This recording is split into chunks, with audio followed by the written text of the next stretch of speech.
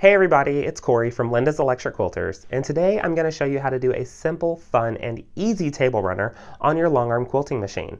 Now you can do this with any Longarm as long as you have a couching foot. Now as many of you know, my brand of choice is a Gamel, but if you don't have a Gamel, you can do this as well, okay? This is a very universal tutorial, and we're going to be doing this Burlap Table Runner, okay? It's super cute, and we're going to be couching on it. And then I'm also going to show you how to do this cool little Flair trick at the end to give your table runner just a little bit more personality, okay? So what you'll need some burlap, obviously, okay? And they make a table runner size, okay? So this one comes in 15 feet long and it's about a foot tall, okay? So you're going to cut it down to your desired width for what you want for your project, okay? And if you're going to be at the Houston International Quilt Show this year in 2018, I'm going to have this table runner right here going straight down the center of the Gamel booth on our table. So stop by and take a look at it in person because it's so cool, okay? You'll also need some couching yarn. As many of you know, my choice of couching yarn is Burnett blanket yarn. It's fuzzy, it kind of gives it that faux chenille look, but it also goes through the couching foot really, really well. Now this color, I went with this one because it reminds me a lot of fall, but this color is only available at Joann's, okay? So just letting you know that. You'll also need some quilting thread to stitch down your yarn. I like Omni by Superior, that's my favorite. I'll have a link in the description below for you. And I'm using 3014 Maple, and the reason I chose this one is because it blends really, really well with this burlap. It basically becomes invisible on it. So if you accidentally miss a little piece when you're couching, no one's gonna be able to tell because this one blends right into these fibers, okay? You're also gonna need a simple measuring tape, okay? And you'll see why, because this is gonna help you with that flare at the end. And then some fine tip scissors, okay? Or if you have little nippers, that works too. But this helps you do that flare at the very end as well, okay? You'll also need an iron to steam it out at the very end to make sure it lays nice and flat, okay? So grab all your supplies and let's head over to the Longarm and start pinning it on the table. So what we're going to do is I've got my burlap folded in half here, and I want to find the centers of them so I can mark them with a pin and then pin them to the center of my leaders on both the top and the bottom. So I'm marking those centers right now, and then what I'm going to do is open up this burlap all the way, and I'll just start with the bottom first, and I'm going to match that center pin to the center mark on my leader. And all I'm going to do is pin all the way down through the canvas and then back out, making sure that I'm staying right up next to the top of that leader as well as the bottom top of that burlap, so I can get the full amount of space that I can out of this table runner, and I'm not sacrificing any space due to the pinning. I'm just going to pin this one all the way down, both the left and the right side, and then I'll make my way to the back of the machine.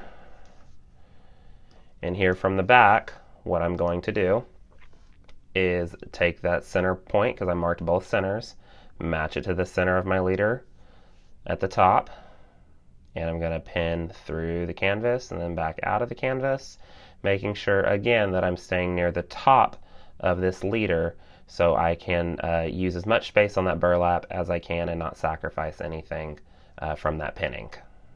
So now I'm going to mark my boundary for where I want this pattern to go on the burlap, and I'm going to mark it in from the left and the right about 2.5 to 3 inches, because I'm going to show you a cool little flare trick at the very end to give your table runner a little bit more character.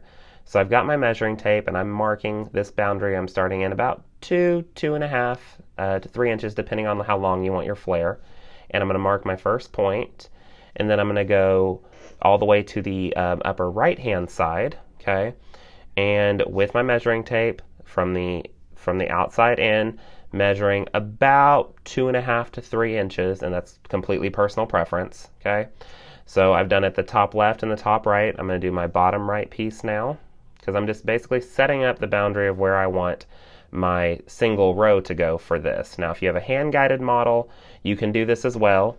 You're just setting yours up a little bit differently using that pantograph pattern on the back, so either or. So I've got this final point set up. I'm going to go ahead and say OK for this point, and then I'm going to close my drawing and exit my drawing for my styler. So since we're using the couching demonstration in this video, I thought I'd show you how I get my couching to go through the foot. So I just started with a single stitch I lay that couching yarn on top of the foot and push it all the way to the back of the foot. I'll take another single stitch in front of that yarn, and you'll see it basically makes a loop over it, locking it down.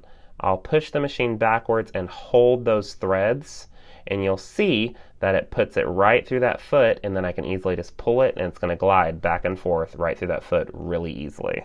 So as you can see, I've already started stitching my design down. I kind of breezed over the setup process since each machine is a little bit different, but I am using Ann Bright's fall leaves. There will be a link in the description below. She has a paper version and she has a digital version, which is what I'm using here.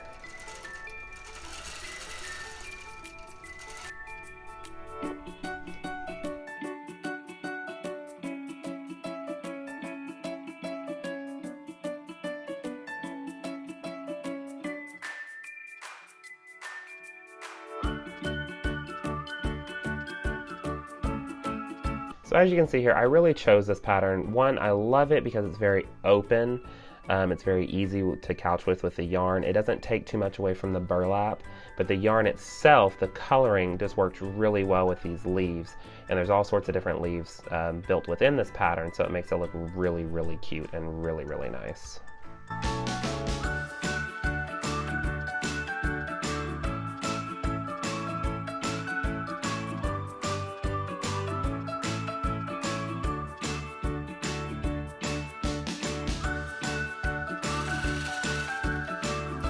Okay, so as you can see here, we are coming up towards the end of our table runner, and so it's going to stitch all the way down to the side here.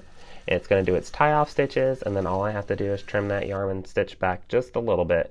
But I'm just going to kind of give you an overall view of what this ended up looking like all the way through with just this stitching piece. It turned out super, super cute, and I cannot wait to have this either on the table at the Houston International Quilt Show this year or just on my dining room table at home. Now I did tell you there was a reason why we did our boundary in just a little bit instead of going to the full edge. The reason being is because I want to show you how to do this really cool flare at the very end, okay? Just to kind of give your table runner a little bit more of a different feel to it. But we do have to have a straight line stitch to lock those fibers down. So let's move straight over to the point where I can show you that. So here I have put my machine into hand guided mode, and I've put it at 14 stitches per inch, and I have turned on the channel lock to do a straight vertical line. So I'm going to tie off my threads, and then I'm going to start quilting, and I'm physically moving the machine forwards and backwards, and I'm going to come back and forth, back and forth, back and forth, probably 6 or 7 times, because I really want to lock down these fibers of the burlap to make sure that when we do this flare and this unraveling of it, that it doesn't unravel all the way down and mess up everything that we've just done. So you can see I've just got that machine on my channel lock 90-degree angle doing a vertical line, and I'm just going back and forth, back and forth, back and forth 7 or 8 times. It's personal preference, but I really wanted to lock those down so they didn't go anywhere. And I've got it at 14 stitches per inch, so they're a little bit closer together. Seeing as this burlap has some holes in it, which is burlap does naturally, I didn't want to do anything any bigger than that because it might miss all of those tinier fibers and just kind of go straight through those holes. So we're ending up here at the end. I'm going to tie off my threads, and I've got this nice straight line so we can do our flare. Okay, so I've got it lined up, and I'm taking out the last 2 pins. Okay, so I'm going to take out this one, and then I'm going to come up to the top and take out that one just so those fibers are free and I can play with them, okay? So what I'm doing is I'm taking my scissors and I am closing them together to get that point, and I'm going to pull out one of those strings and just pull it straight, okay? And I'm going to do that all the way down, okay? So I'm just coming out, taking out, if I was looking at this dead on like you are, I'm taking out this vertical string and just taking out one, pulling it all the way through, taking out one, pulling it all the way through. You can take out 2 or 3 at a time. I wouldn't try any more than that because then it starts to really tangle up on you, okay? So 1 is perfectly fine, or you can do those 2 or 3. And you don't have to do this while it's on your machine. I just chose to. You can take it off the machine and sit down and do this if that's more comfortable for you. So I've got 4 here, and you can see that's getting a little tangled. So I got to end up pulling them out individually, but that's okay. So I'm just still coming in with my scissors, and I'm not cutting anything just yet. I'm just keeping them because they're a nice sharp point when I close them together, okay? And I'm just going to go and take those all the way through and pull out all these fibers. But as you can see, it's starting to give it that really cool flare, just to give it a little bit more personality while it's laying on the table, more of a conversation starter than it already is. So we're getting closer and closer to the edge here. And so I'm still continuing just pulling out some of these fibers as I go. Now, as you get closer to that straight line stitch that you did, sometimes you might have to just pull as hard as you can on certain pieces and then trim them where they stop, because the rest of that fiber is probably underneath that stitching. So you can see I just trimmed that right there at its end piece. I'll probably have to do another one right here. Okay, so I'm going to pull that until it gets to that stitching line and then just trim it close to that flare. Otherwise, if you try to yank that, you're going to end up ripping out all that stitching that you just did and end up messing up that end there. So I'm just pulling it to where it ends, and then I'll trim off as needed. So I've got another one right here, and I've got to trim that a little closer, and that's going to come all the way out and have a nice flare piece. And that, just like that, I've added a little bit more personality to both the left and the right side of this table runner. Okay, so I've got this unpinned off my machine, and I've got it laying here on the back of the table. Now, as you can see, sometimes with the nature of burlap, when you stitch through it, it's not going to lay as flat as you want it to. Okay, you'll see it starts to curl over. And so with that being said, I'm actually going to steam this burlap to keep it nice and flat, so when it lays across that table, it's going to look absolutely perfect instead of it curling up. Okay. Now I've laid a couple layers of quilting. See, this is an old piece of quilt that I use for different things. And I've laid that on the tabletop, multiple layers, because I don't want to steam directly on my tabletop, because it's going to begin to warp the tabletop. And especially if you have a hand-guided machine and you've got plastic on the back, if you steam right on top of that, it's really going to warp that out.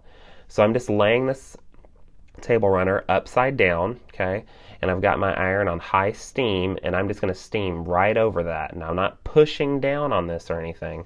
I've just got it sitting right above it, and I'm steaming all the way across my first piece here, just to get those fibers. They're going to kind of loosen up and lay nice and flat, okay, and when they cool down, then they're going to harden at that flat stage, instead of them having kind of hills and valleys throughout the design.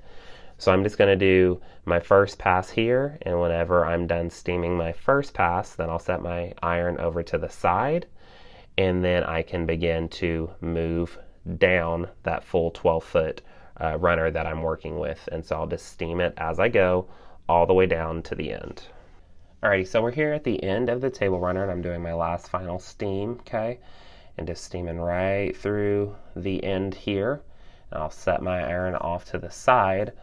And now that I've got that steamed, I'm going to show you what this looks like now that's laying nice and flat, as opposed to, being more of that hill valley. So I flipped it over for us here, and now it's going to lay nice and flat across that table and look absolutely beautiful during the holidays, and then also down at that Houston International Quilt Show this year. Thank you so much for joining me today and learning about how you can do a really cool table runner with just your long arm and a couching foot. Okay, there's so many different things that you can do with this. If you ended up wanting to do maybe like a placemat, you could do the same thing, just cut out that desired width and you can put a motif on it. You can write things on it, cursive writing, or if you want to do block text. There's possibilities are just truly endless, and burlap really works with a bunch of different seasons. So take your imagination to its limits and see what you can do with it. Make sure you like this video, give it a thumbs up, and subscribe to our channel so you can stay updated whenever we post new videos. Thank you so much for joining me here at Linda's Lecture Quilters, and I'll see you next time. Bye.